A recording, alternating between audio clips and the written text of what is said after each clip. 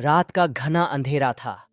राजा विक्रमादित्य अपनी तलवार हाथ में लिए जंगल की ओर बढ़ रहे थे।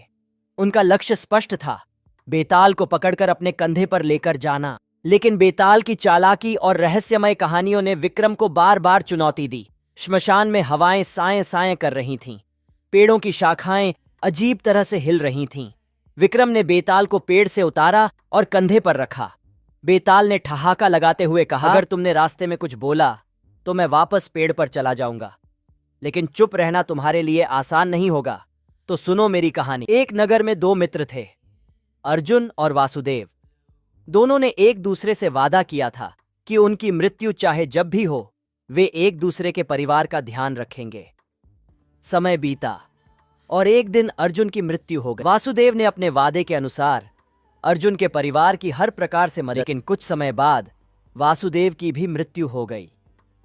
अब सवाल यह है, वासुदेव ने क्या अर्जुन के साथ अपनी मित्रता का सही रूप निभाया या नहीं? विक्रम कुछ देर सोचते रहे और फिर बोले, वासुदेव ने अपनी मित्रता पूरी तरह निभाई। अर्जुन के परिवार की देखभाल करता रहा।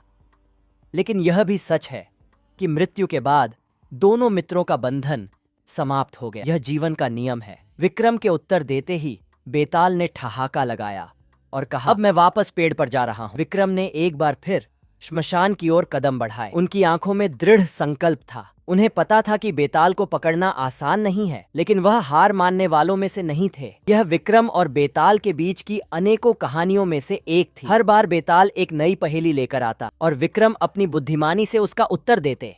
लेकिन हर बार कहानी के अंत में बेताल अपनी चालाकी से बच निकलता।